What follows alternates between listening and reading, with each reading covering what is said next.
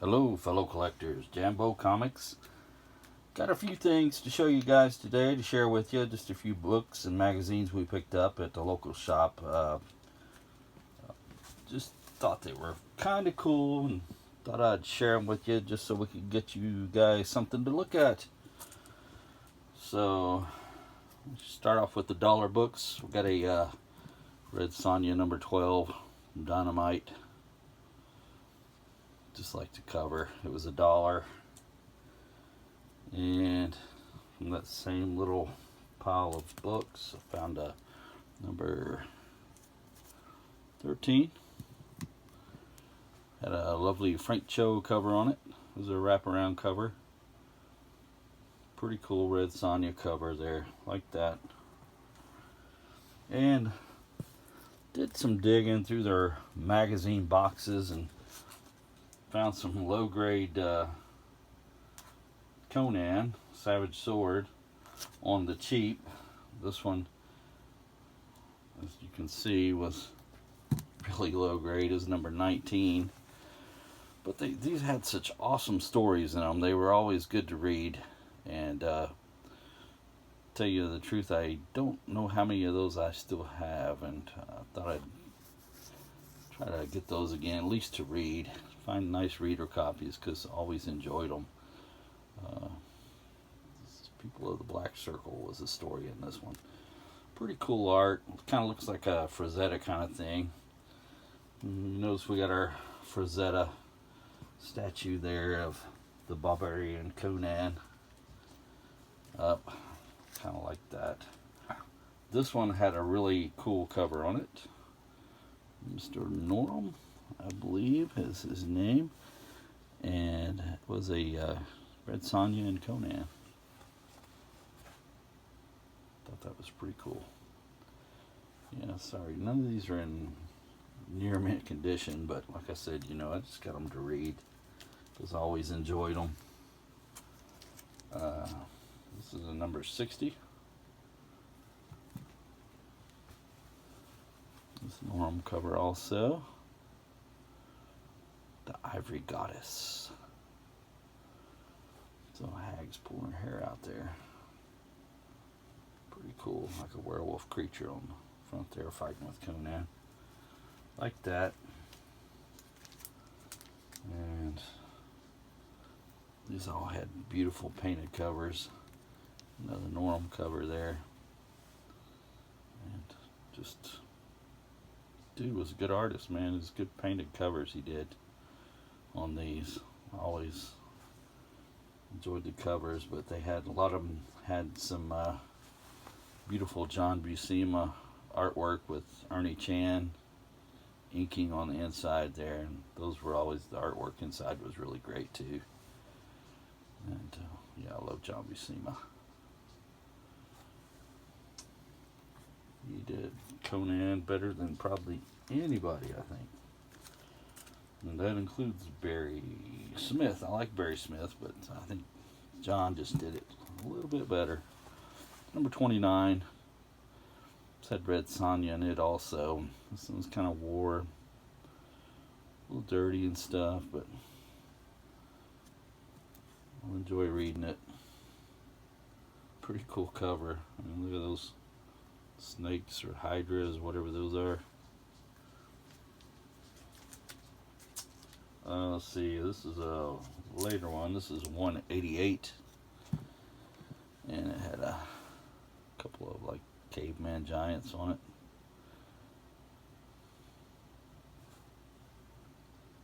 Nice cover. It was Norm also. Beautiful painted covers, man. Those things are just awesome. Awesome. And I found one of these. I think I have this one, but the price was right.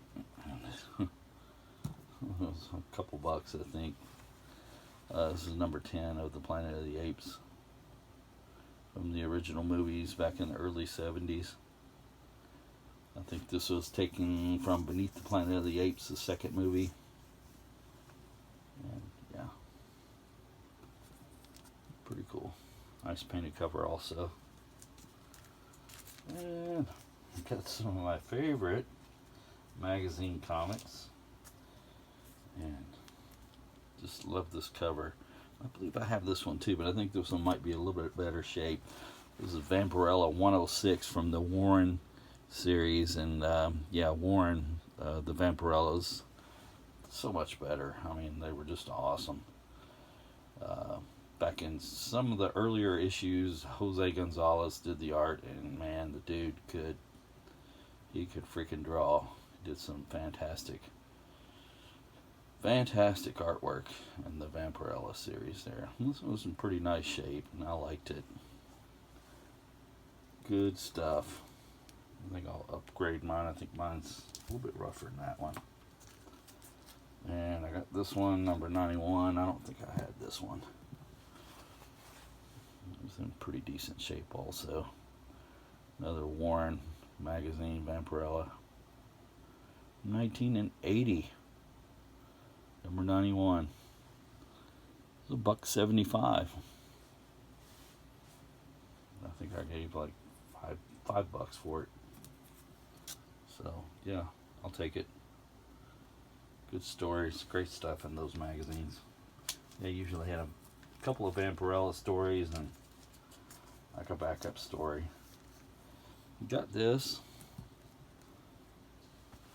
Bizarre Adventures. It was a series Marvel had, and yeah, it had different heroes throughout it and stuff. The different superheroes would pop up in it, and I just liked this Thor cover. Thought it was pretty cool.